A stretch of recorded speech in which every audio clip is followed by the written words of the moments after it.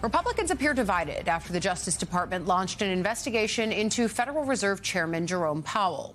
While some members of the GOP have done the usual, remained silent, others have actually spoken out following Powell's announcement about the investigation into him and the renovation of the Federal Reserve's Washington headquarters. That includes Republican Senators Thom Tillis of North Carolina and John Kennedy of Louisiana, both members of the Senate Banking Committee. Those two will also play a role in the confirmation of the next Fed chair once Powell's term ends in May. Listen.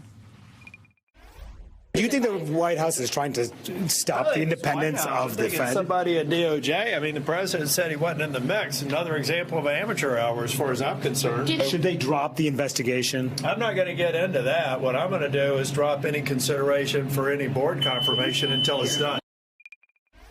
I know Chairman Powell very well. I will be stunned. I will be shocked if he has done anything wrong. I understand that some folks have gone on television and have accused the chairman of perjury. This is America. You can say what you think. But a perjury allegation, particularly to the United States Congress, is a serious allegation. It's serious as 4 heart attacks and a stroke. And if you make an allegation like that, by God, you better be prepared to back it up. Now, Republican Congressman French Hill of Arkansas, who's also the chair of the House Financial Services Committee, which has jurisdiction over the Fed, also vouched for Powell and called the investigation, quote, an unnecessary distraction. It's the first time in history a Fed chair has faced a criminal inquiry. Meanwhile, House Speaker Mike Johnson stopped short of denouncing the investigation.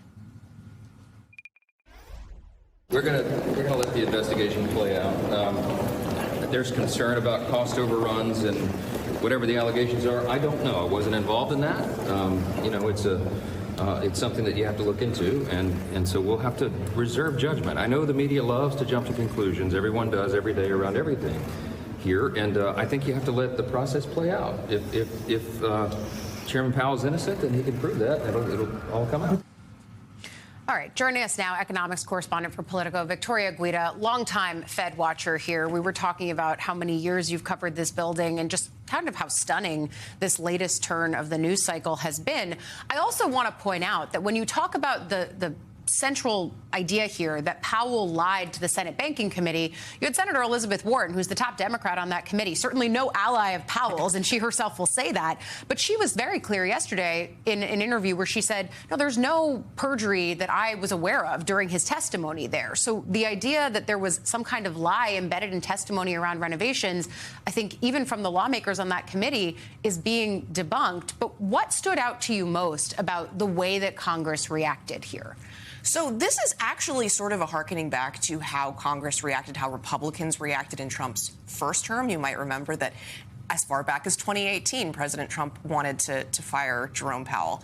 And so one of the things that was really striking about this is we haven't necessarily heard this kind of pushback from Republicans in Congress on many things this time around. And so this was just a striking example of, maybe the administration has finally reached one of the red lines for Republicans in Congress. Maybe. And yet, at the same time, you're seeing Senator Tillis specifically say that he's not going to be confirming anyone when it comes to Fed positions, whether it's in May after Powell's term is over. They're going to need a new Fed chair. He's already saying, if you don't clear this thing up, I'm going to be a very difficult vote for you. And that could gum up the process even further.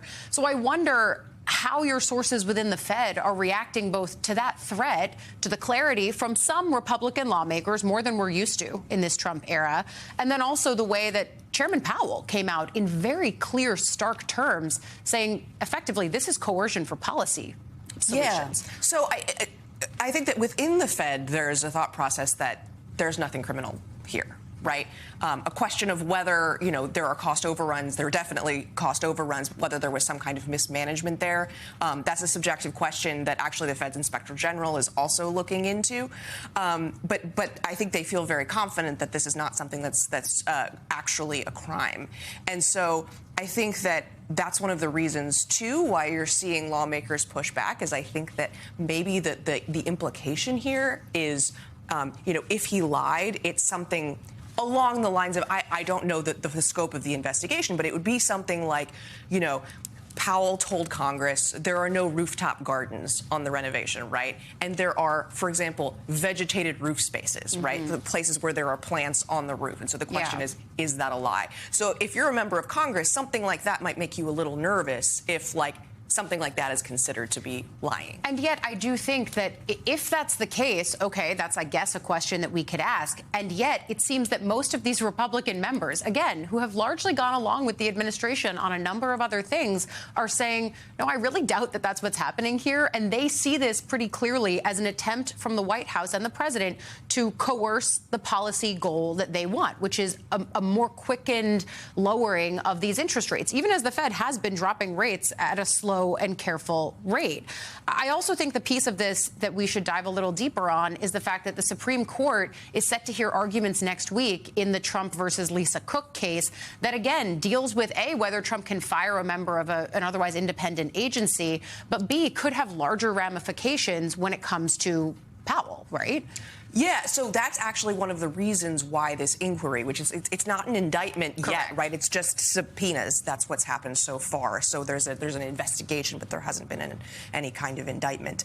And so one of the things that's going to be the fallout from that is if the Lisa Cook case goes in a way that's bad for the Fed, that gives the president a lot of authority to remove members of the Fed's board for whatever reason, that might make that probe give them a way into removing Powell. But he's out in May as chair, and so a lot of people are questioning, like, why is that even worth it at this point, given that there could be a potential huge market reaction if he tried to do that. Exactly. And among those who were trying to push Trump off of ousting Powell or even having this fight in the first place was reportedly the Treasury Secretary Scott Bessent, who was trying to make clear this is a problem that's going to resolve itself in May. You're going to get to appoint a new chairman of the Fed at that point anyway. Why do all of the legal work when really the clock is just going to run itself out? And yet here we are. Trump had been quiet on Powell for a few months, and then this is how we see the year begin.